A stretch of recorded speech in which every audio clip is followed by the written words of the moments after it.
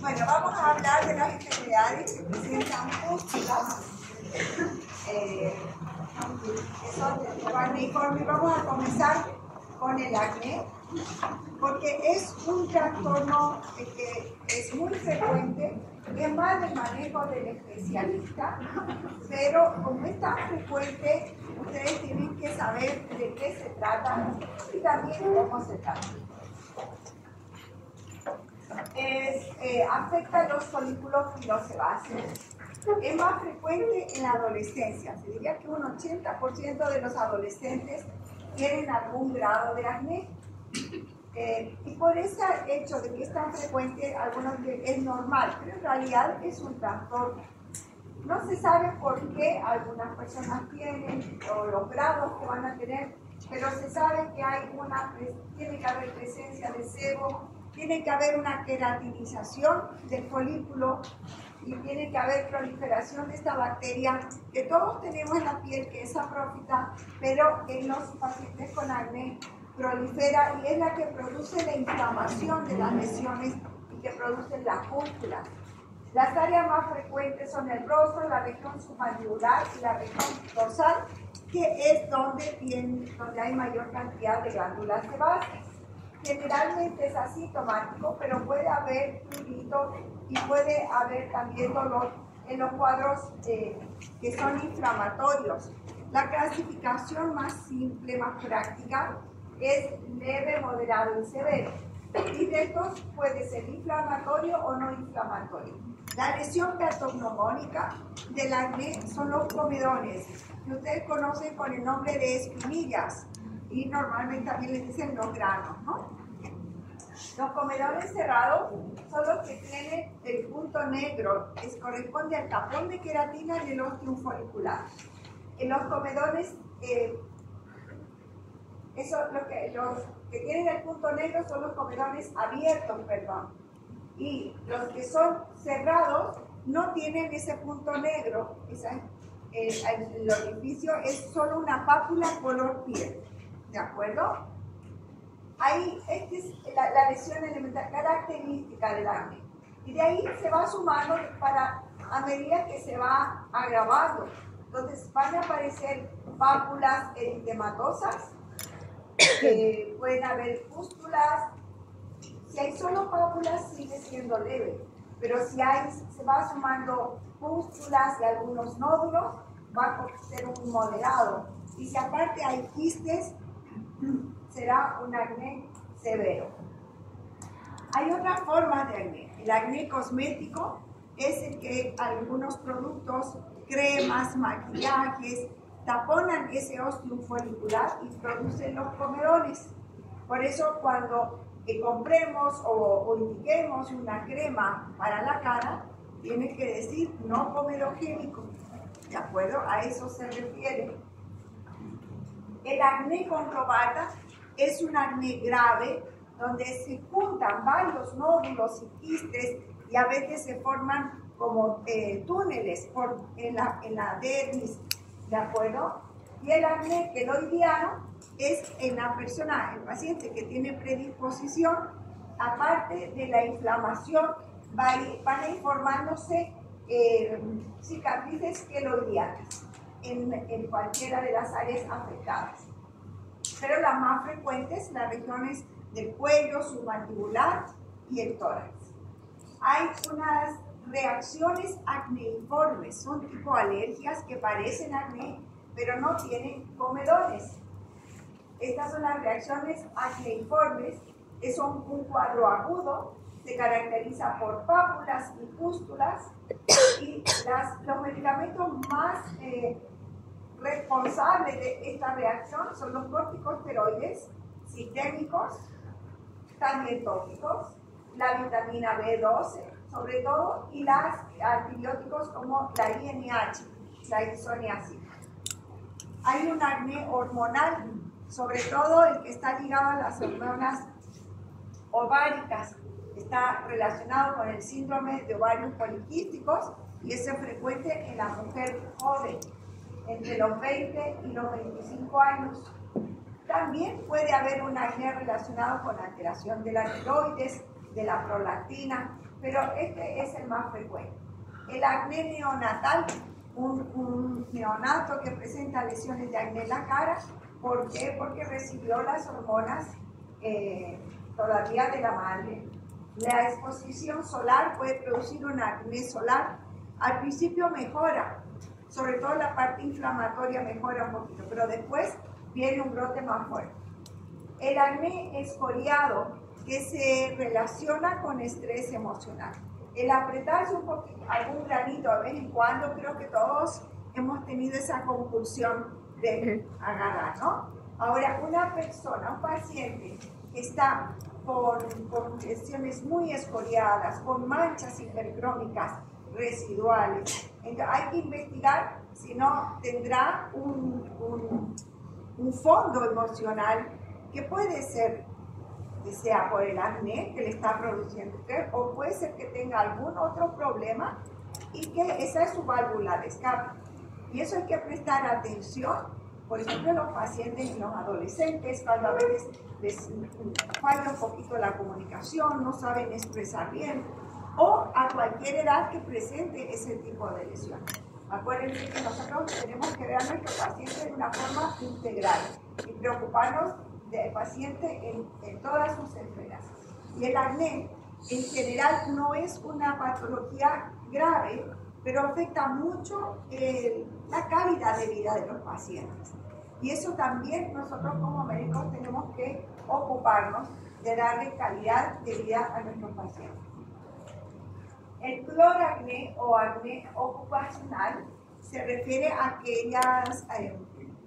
aquel acné que está desarrollado por el contacto o también la inhalación o la ingestión de los hidrocarburos clorinados. Generalmente es más por contacto. Las personas que trabajan en fábricas o que manejan muchos aceites de estos de maquinaria que pueden producir esas reacciones. Y se caracteriza por tener múltiples comedones en esa área. Casi no son inflamatorios, son comedonianos. Con esto vamos a entender por qué el tratamiento del acné es complejo. A pesar de que es tan frecuente una patología, tan frecuente, y no falta que me puedo poner en los granitos, pues, ahí a la pasada.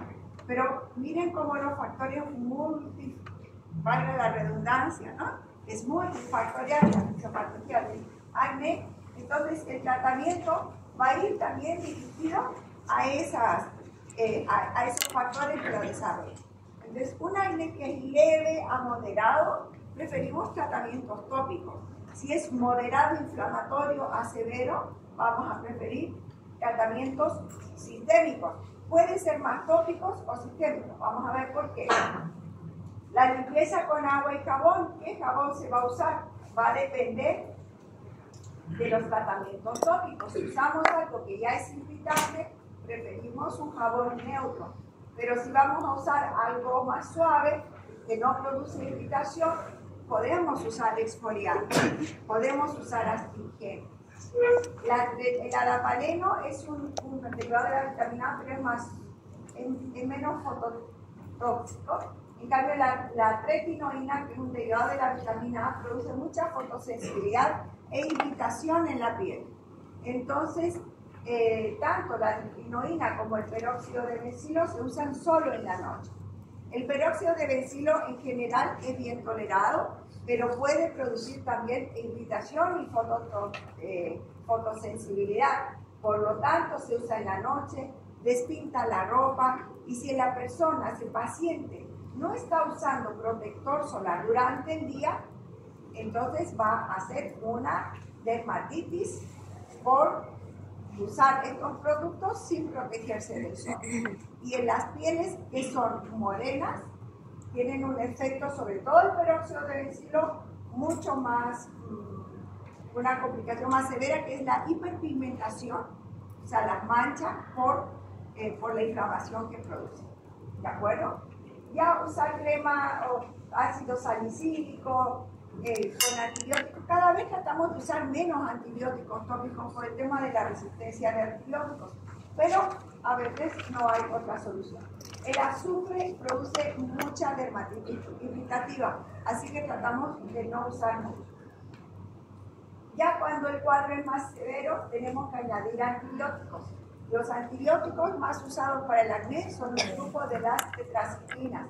Tratamientos largos, 3, 4 semanas, tanto así que a veces, eso ya es una cuestión de criterio de cada médico, de cada dermatólogo, porque algunos dejan la isotretinoína para casos realmente que no pueden resolverse de otra manera. Y antes era así, la indicación de isotretinoína, solamente en los pacientes con acné muy severos. Pero hoy en día esos criterios han cambiado un poquitito y usamos isotretinoína en dosis más bajas.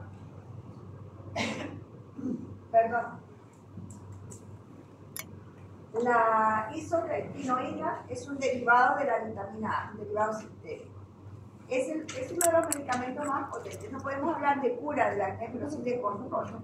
Y es el que mejores resultados tiene. Pero es altamente teratogénico y es un problema porque en la mujer que está tomando isotretinoína no debe embarazarse hasta 3 meses, pero la literatura dice por lo menos un mes después de haber terminado de tomar la isotretinoína. Además, por ese mismo motivo no se puede donar sangre. En nuestro medio, desgraciadamente, las personas pueden ir y comprarse isotretinoína como paracetamol, va y se compra. Pero nosotros como médicos tenemos que orientar a nuestros pacientes, o si alguien les pregunta, no pueden compartir la receta. En otros países la isotretinoína es con receta como los barbitúricos. Se tiene que quedar en la farmacia, tiene que estar firmada y más aún si es adolescente. En nuestro medio no pasa eso. Antes de iniciar isotretinoína, tenemos que pedir perfil hepático, colesterol y triglicéridos. Y hacer un control por lo menos al mes. En general es muy bien tolerada, pero tiene efectos secundarios que van a suceder, se va a resecar la piel, se van a resecar los labios. Es posible que empeore el acné el primero y el segundo mes, tanto así que a veces se necesita dar tratamientos coadyuvantes, a veces con corticoides, para controlar el episodio, la reagudización de un acné. Igual cuando usamos antibióticos, asegúrense siempre, paciente que no esté embarazada, en el caso de la mujer, y que no haya alteración hepática, por supuesto. En ambos hay que evitar la ingesta de bebidas alcohólicas, porque son metabolizadas en el hígado.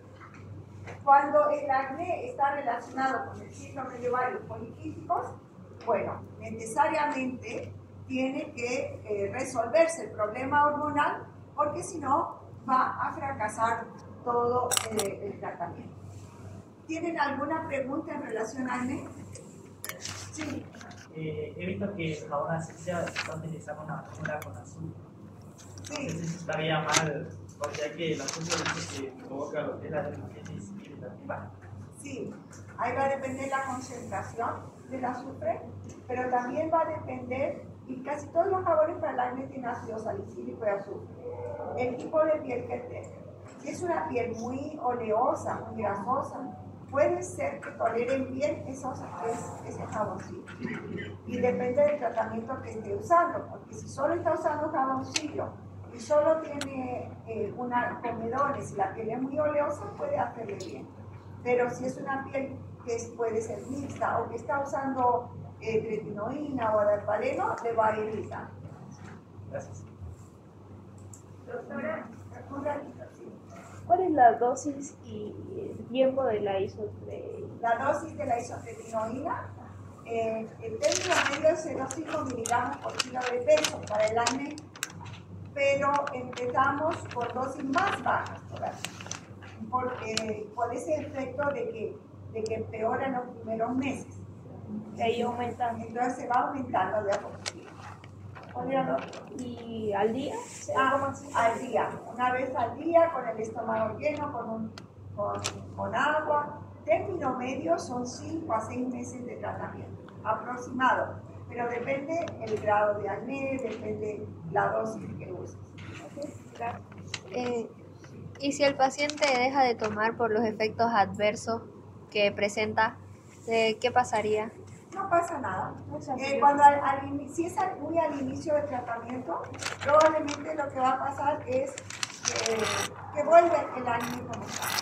Y si está ya un poco más avanzado, puede ser que haya sido suficiente o va a aparecer más leve. Ahora, la isotretinoína igual a veces hay que volver a tratar en un año, 2 años, depende del paciente. ¿Quién me preguntaba algo? Sí. Doctora, disculpe, en el caso de los comedones cerrados, ¿hay algún tratamiento específico? Bueno, el ácido retinoico es lo más adecuado porque te produce el ácido retinoico, va a eliminar esa capa córnea superficial y va a permitir eso. Después hay procedimientos que pueden hacer osmiáticos, dermopen, peeling, cuando ya está empezando a hacer cicatrices también pueden usar láser, ¿no? Las limpiezas de piel, por ejemplo, en pacientes que tengan comedones cerrados, es mejor que lo haga un dermatólogo. Ya cuando son comedones abiertos, puede hacerlo un esteticista. Gracias. Y hay también exfoliantes con gránulos que pueden hacer, pero eso sobre todo para los comedones abiertos. Y cuando tienes muchos comedones cerrados y cuando hay mucha hiperplasia sebácea, lo mejor es la isotretinoína. Gracias.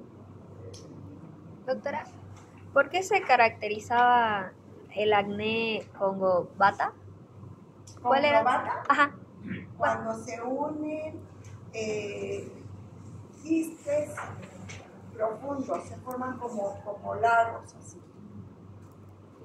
Y es muy inflamatorio.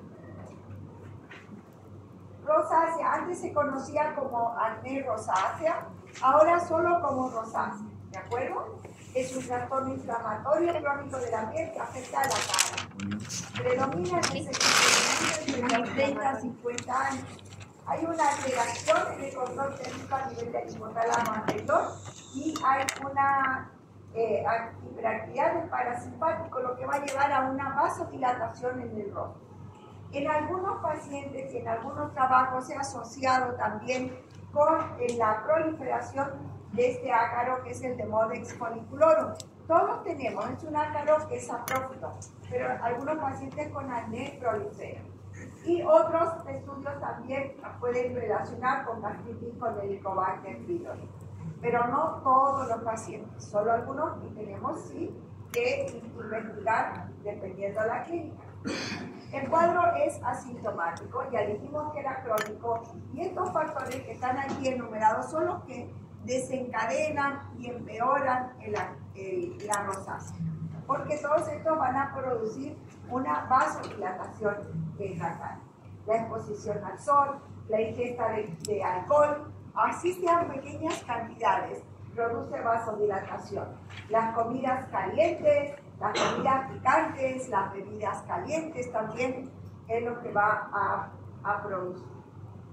Estos son los estadios de la rosácea. Primero empieza con también el término en inglés como flashing, se rojete en forma evanescente, aparece y desaparece. Cuando están expuestos a los desencadenantes que les mencionaba aquí. Después ese eritema va a quedarse en forma constante. Y las áreas más afectadas, el dorso de la nariz, el mentón y las mejillas. Luego, cuando no se trata, comienzan a aparecer telangiectasias, pápulas y pústulas. No hay comedones. Ese es un diagnóstico y pues es fundamental porque a veces es difícil diferenciar entre una rosácea y una acné. o entre una rosácea y una dermatitis seborreica. Hay diagnósticos diferenciales, pero la rosácea no hay comedor. Y puede, no siempre, haber compromiso ocular.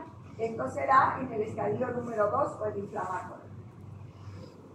Ya en estadios más avanzados está rinofima, que es el engrosamiento de la nariz, una nariz grande, gruesa.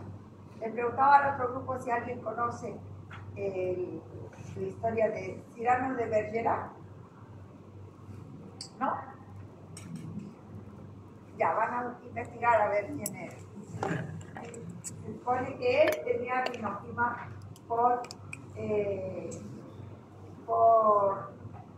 esta rosácea. El edema es un edema indurado. La piel está gruesa, roja, gruesa, con pápulas. Tratamiento no tiene cura, solo tiene control. Sin dudar, tiene que cuidarse de los desencadenantes. Usar protector solar, pero aparte evitar el sol. Evitar las comidas calientes, las comidas picantes, el té, el café caliente, concentrado, ¿qué más? Y el alcohol, ¿no? Usar el protector solar que sea factor 50 más. Tópicamente lo que más se usa es metronidazol tópico, pero también se puede usar la ivermectina tópica. Podemos usar tetraciclina, podemos usar isotretinoína, podemos usar ivermectina por vía oral también.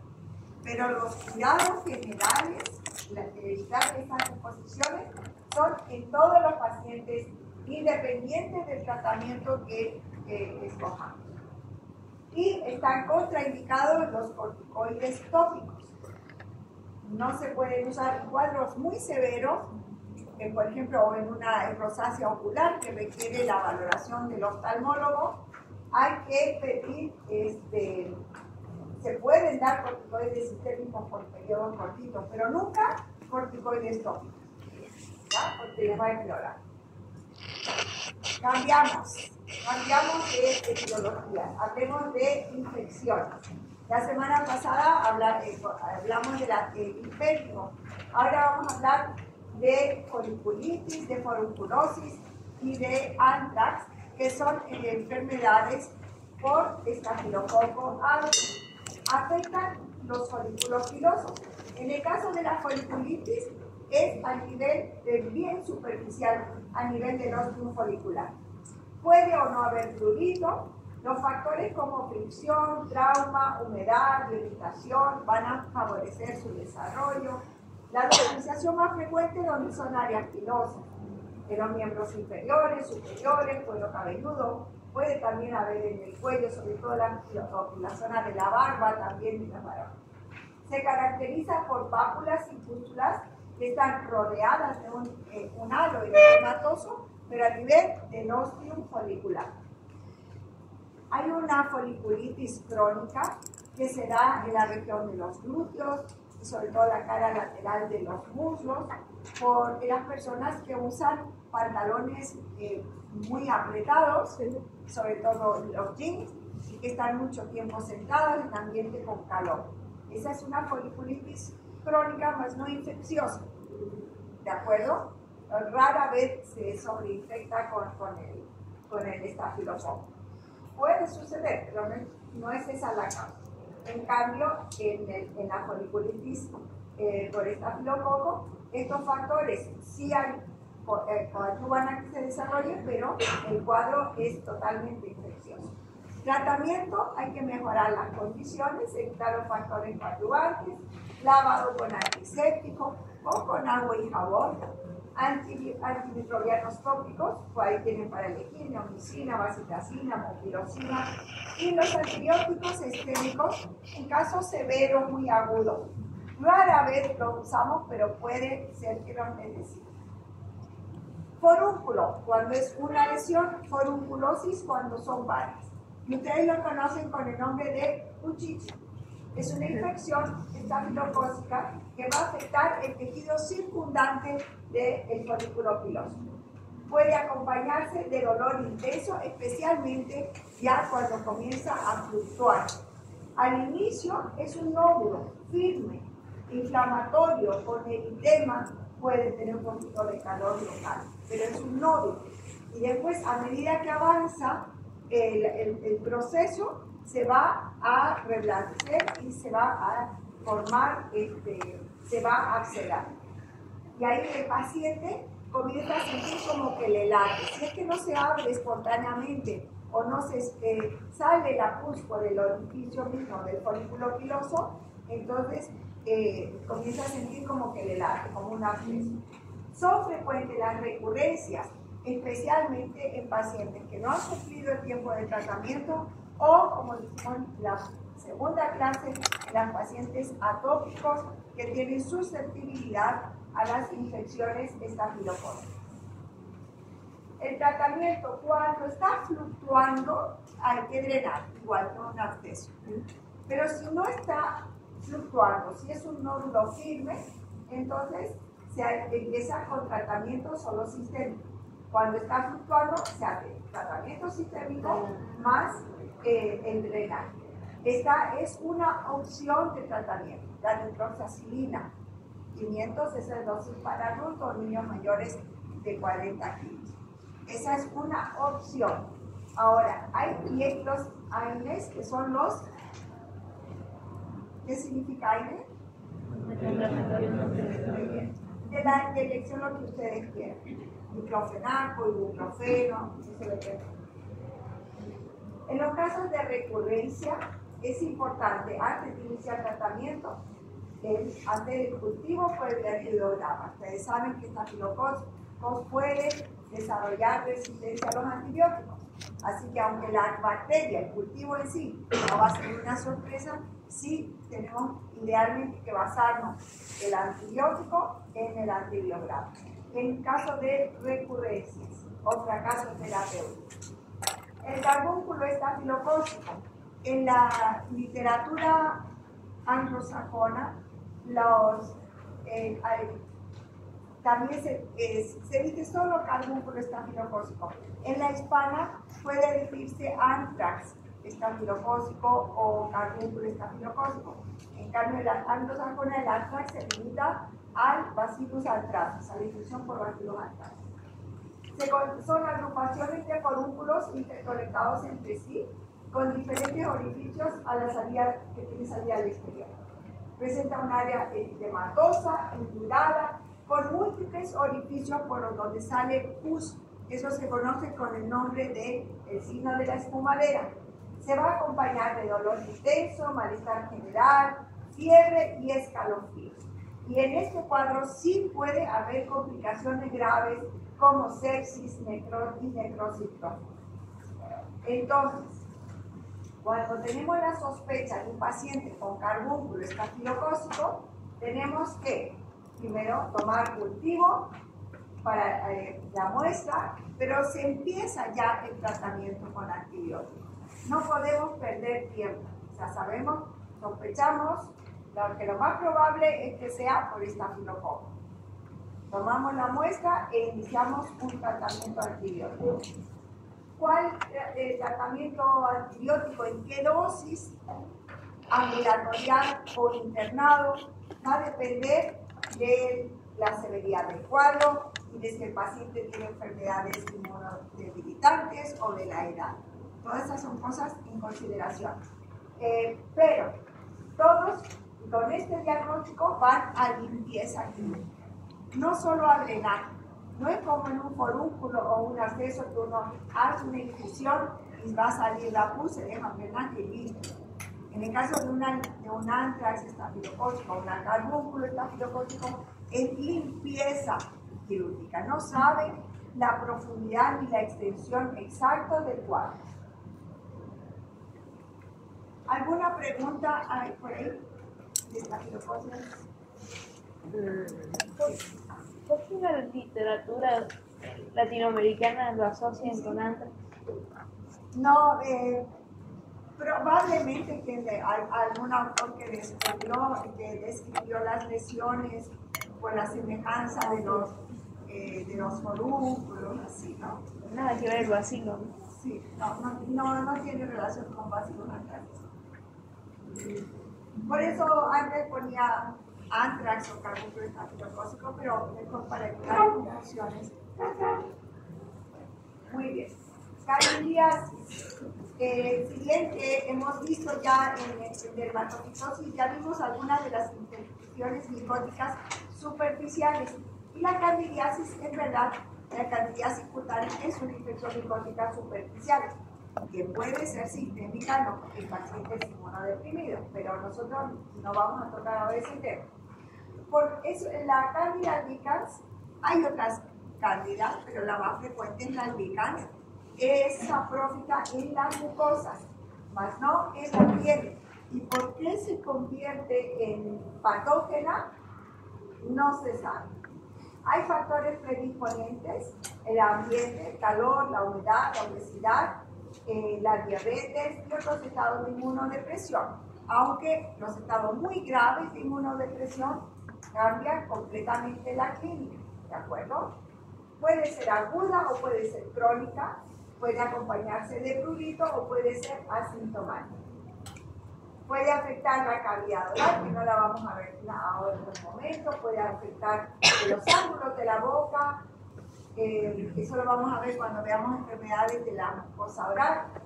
Puede haber paroniquia, la paroniquia es la inflamación de la piel alrededor de las uñas, y la onicomicosis por cándida también puede darse en las manos, sobre todo en pacientes diabéticos que manejan mucha agua, que están las lavaderas. La balanopostitis candidiásica, que puede ser una enfermedad de transmisión sexual. En la mujer, la candidiasis vaginal es frecuente, es solamente por cambios de pH, por estrés, por ciclo menstrual, por la ropa que usan, puede activar una candidiasis.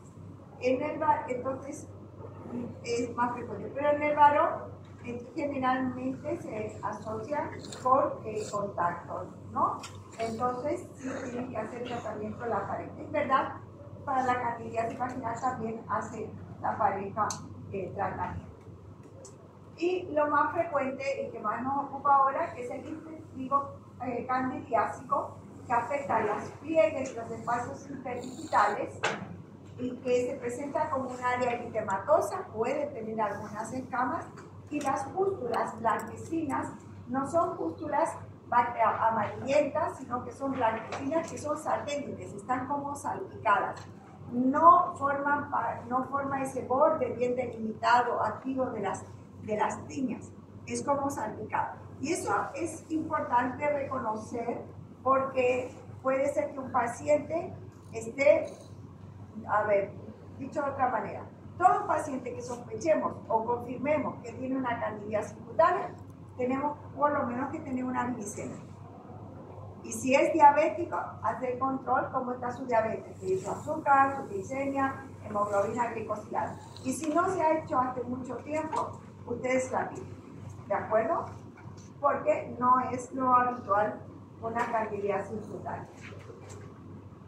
El tratamiento, cuidados generales, ropa de algodón, mantener la piel seca, antimicóticos tópicos, nistatina tópica. No vayan a dar nistatina por vía oral para una candidiasis cutánea, porque la nistatina no se absorbe. Entonces nos sirve para lo que es el tracto gastrointestinal o en forma tópica. Derivados imidazólicos como el clotrimazol, antimicóticos sistémicos como el ketoconazol o el fluconazol, nos va muy bien. ¿Alguna pregunta? El último tema de la biliaria rubra o sudamina o pitaína. Es una erupción cutánea frecuente en niños, también en ancianos se suele dar. No tiene predilección por raza o sexo, es común en ambientes calientes y húmedos y se deben a la obstrucción por un tapón de queratina, pero esta vez de las glándulas sudoríparas, no de las sebáceas como es en el acné. Se acompaña de prurito intenso, se distribuye en el tórax, superior, cuello y frente, y se presenta como microvesículas, micropápulas eritematosas y micropústulas. Estas lesiones van a depender de a qué nivel se hace ese taponamiento. Contra más profundo, van a ver va a ser más aparatoso, va a haber más eritema y van a haber más vesícula. Es muy frecuente en nuestro medio. En un niño lo vemos y lo sabemos reconocer inmediatamente, inclusive en las personas mayores también. Pero a veces pueden haber biliarias agudas en pacientes febriles. Puede ser que uno hasta puede confundirse con una reacción alérgica a un medicamento en un paciente que esté haciendo picos febriles muy altos, sude mucho y puede hacer una biliaria aguda.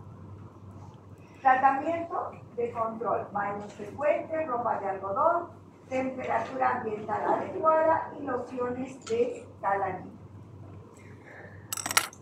Muy bien, ahora vamos a ver un poquito más que tienen. Vemos ahí unas pústulas y unas pápulas eritematosas. Aquí hay algunas áreas un poquito más inflamadas, como que se están formando unos pequeños nódulos y tiene algunas cicatrices. El tratamiento precoz del acné inflamatorio tiene como objetivo, uno, mejorar la calidad de vida del paciente, pero prevenir las cicatrices, que son muy difíciles de tratar.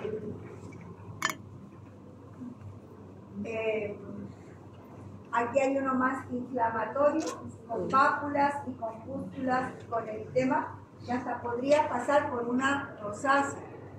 Pero creo que por aquí hay unos comedones. Ahí pareciera que hay unos comedones, pero no son muy evidentes. Pues a veces también hay dificultades diagnósticas. Aquí hay un acné comedoniano. Hay personas también que no siempre las manchas residuales son por manipulación, sino que puede ser por una tendencia a hiperpigmentar. Hay pieles que tienen tendencia a hiperpigmentar. Comedones cerrados y los puntitos negros, comedones abiertos, algunas pápulas eritematosas y algunas pústulas. Y máculas hipercrómicas residuales. Este es un acné queloidal. Son nódulos inflamatorios y aquí se van formando queloides. Eso requiere otro tratamiento ya para los queloides. Y este sería un acné conglobata, en este caso en la región dorsal. Puede haber infección secundaria, estas costras melicéricas pueden ser también, o puede ser de las lesiones purulentas de los quistes que se forman, que se va desecando. Aquí tenemos lesiones elevadas en nódulos de aspecto inflamatorio, eritematoso. Este es el ostium folicular con este tapón purulento. Y aquí ha habido un ya drenaje del material purulento. Esta es una forunculosis, son dos forúnculos. Aquí, paciente que presenta eritema en la región del dorso de la nariz, en las mejillas, la región de malares, telangiectasias. Voy a acercar un poquitito. Miren, presencia de telangiectasias, pápulas eritematosas y ella tiene compromiso ocular también. Aquí, el párpado y después comienza a afectar conjuntiva. Este paciente presenta eritema, pues el anterior era rosácea, ¿verdad? Ajá. Este también paciente con rosácea. Eritema, telangiectasias, pápulas eritematosas. Podríamos pensar, aquí dos diagnósticos diferenciales importantes. El eritema general de mariposa es un diagnóstico diferencial en el lupus eritematoso sistémico y una dermatitis seborreica. Solo que la dermatitis seborreica predomina el compromiso aquí en los surcos nasogenianos. En cambio, él no lo tiene, ¿no? Y bueno, la anamnesis, preguntar la relación. Generalmente los pacientes notan que cuando salen al sol, que cuando toman alcohol, que cuando comen algo caliente o picante, les empeora. Foliculitis. Pústulas con un halo eritematoso a nivel folicular bueno, aquí se ve la por fuera, pero ahí se ve estas depresiones al centro corresponden al folículo piloso, al ostium folicular. ¿Ven? Aquí, este taponcito, aquí también. En este caso, para este paciente está más claro que era una foliculitis. La pústula sobre una base eritematosa y al centro está el pelo. Eritema, escamas y lesiones satélites. En esta foto no hay tantas pústulas porque son muy superficiales y se rompen fácilmente. Entonces el paciente le va a decir que le salen unas ampollitas con pus, le va a decir. Esas son pústulas, pero son salpicadas. Diagnóstico diferencial aquí en la axila, eritema y escamas, podría pensar en una tiña, puede ser. ¿Qué más? En la axila, eritema y escamas. En una dermatitis de contacto, pero generalmente se acompaña del prurito, la candidiasis, el prurito es leve, la candidiasis va a ser más solamente en un solo lugar, y la dermatitis de contacto tiene tendencia a ser bilateral, pero topográficamente es un diagnóstico diferencial a considerar. Intertrigo candidiásico o intertrigo micótico, eritema, maceración y fisuras. Estas fisuras que son puertas de entrada para infecciones bacterianas. Importante tomar en cuenta los pacientes diabéticos. Balanocostitis candidiásica. Hay varias formas clínicas de presentación de la balanocostitis, pero se ve estas áreas eritematosas a nivel de glande, surco balano preocupación. Y bueno, el biliaria rubra, esta imagen ustedes la conocen bien porque es muy frecuente en el trópico boliviano, ¿no? Se registró un forúnculo, estas pequeñas pápulas, ¿no? Puede haber pápulas eritematosas, pero son muy pequeñitas. Aquí tenemos, como describimos, como un nódulo de superficie eritematosa, brillante, con un orificio taponado purulento. Es un forúnculo, pero sin drenar, todavía no ha drenado. Esto también son forúnculos, es una forunculosis, pero mucho más superficial y más leve, que son frecuentes en los niños. Esos nódulos eritematosos y al centro tiene bueno, aquí puedo describir una pústula, o puede ser más plano porque es el orificio confuso. En estos pacientes es agua y jabón. Y jabonar con cuidadito para que se vaya eliminando solo, o con una aguja estéril ustedes pueden funcionar ahí, que va a salir en la colección purulenta. Y esta es una foto de una paciente del Hospital San Juan de Dios. Este es un anthrax estafilococcus. El paciente va a estar con dolor, con malestar, con fiebre, y es una área eritematosa, indurada, con múltiples orificios por donde sale pus, el signo de la espumadera.